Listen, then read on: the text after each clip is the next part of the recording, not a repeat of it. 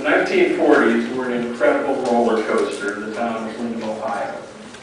In 1940, this tiny rural village of 300 people produced enough incredible athletes to claim the national championship in the booming sport of six-man football. But at exactly the same time, worldwide events were conspiring to explode in Windham on a daily basis. The government took 2/5 of the township for the Ravenna arsenal, land that would never again be lived on, farmed, or used to expand Windham's business base. Then, every single inch of available land within the village was purchased to build the housing complex, which would eventually become the Maple Grove project.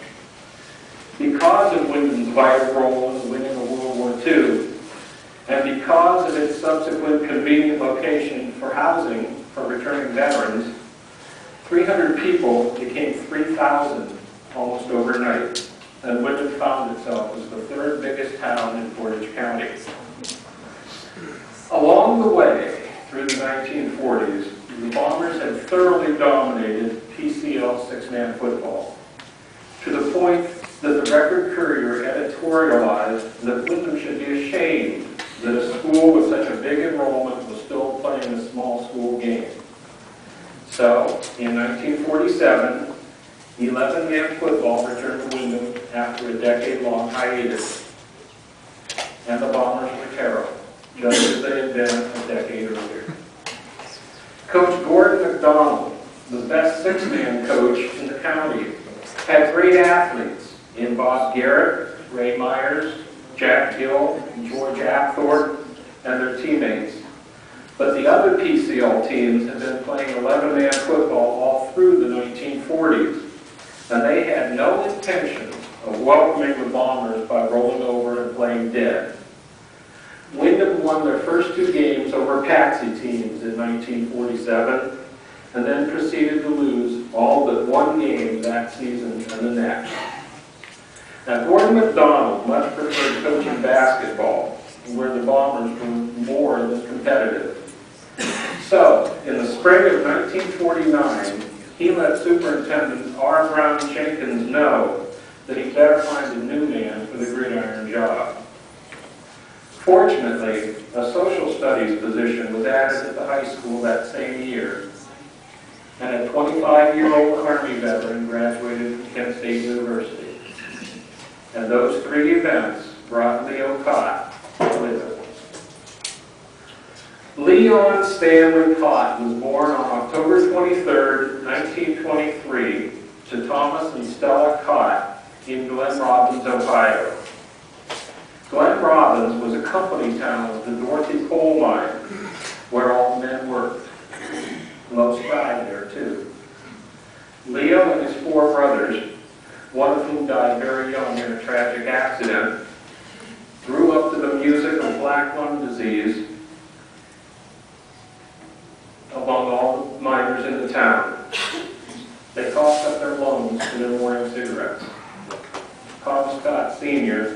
was one of its victims. I've been to Glen Robbins, Ohio. Brandon McNally has never been to Glen Robbins, Ohio. Mr. Google has never been to Glen Robbins, Ohio, and my Garmin GPS certainly didn't know where it was. So I drove down to the Ohio River town of Yorkville, Ohio, the nearest real town, and asked how to get there. When I asked the municipal building clerk for direction, her eyes grew as wide as if I had asked her if she wanted to be clubbed over the head with an axe. Very slowly and very quietly, as if this was a scene from Texas Chainsaw Massacre, she whispered, "You don't want to go there." When I explained that I was a historian and needed to go there, she said, "It's winter. The road probably isn't open to Glen Robbins." But willing to sacrifice my life for Lene St. John and the Women's Historical Society, I inched my PT Cruiser across 3 miles of icy hairpin curves into a hollow in the hills that sloped down to the Ohio River. Glen Robin sits in a bowl between two hills, 24 identical houses, many still occupied in one fashion or another. A community center advertised a Christmas event 3 years ago. The town straddles a hideous orange creek, caustic with acid runoff from mines that closed over half a century ago.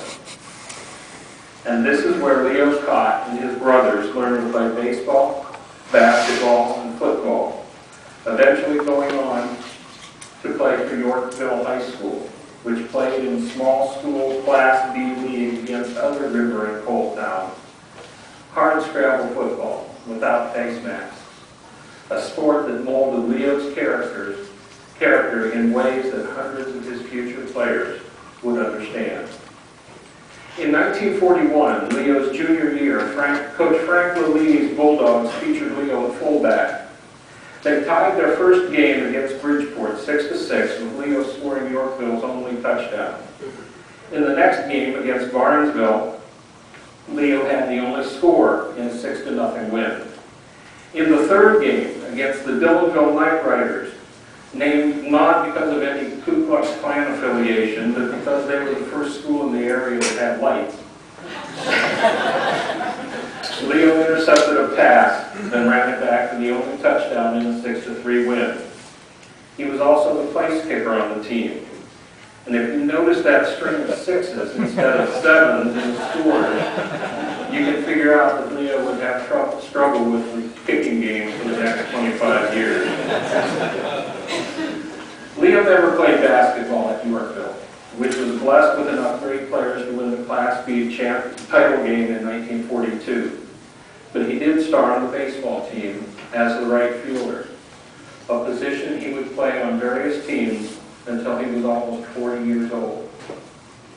In the spring of 1942, Yorkville won the Jefferson County Championship, then beat Powhatan in the district tournament to advance to the state finals. A monsoon resulted in the entire tournament being played in a single day. The Bulldogs beat Chardon and Webster in the morning and the afternoon, but fell to Reading in the finals that evening, 12-5. Leo had 1 RBI in that loss, but what he gained was a sense of the grand stage of the state championship game. In 1961, he would pass that feeling on to a young bunch of talented Windham Bombers. In Leo's senior football season, Coach Ted Sims moved into the halfback slot, and Yorkville faced a schedule of 9 games, 8 of which were played in rival stadiums. What Leo got that year was the experience of being a road warrior, a situation he would face again in 1952 and 1953 at Windham High School.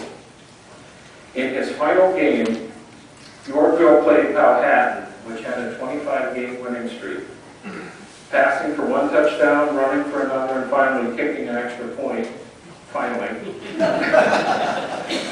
Leo Kot scored every single point in what still today is called Jefferson County's greatest upset.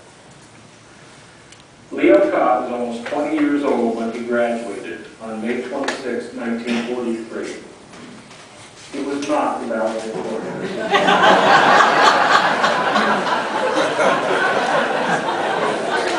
But he was a decent student, so why was he so old for a graduating senior? Kot family lore holds that Leo took a year off from school to work for the Civilian Conservation Corps, a New Deal program originally established to deploy unemployed men in the development of America's natural resources and enforced conservation projects. Leo's son, Dr. Lenny Kot, who today is a federal district conservationist in Colorado, told me tales of a naive Leo riding a train to Oregon, flicking cigarettes out the window and starting a series of forest fires across the Northwest. I also heard stories of Leo promoting fist fights in the camps and making more money as a budding Don King than from the Don Slater.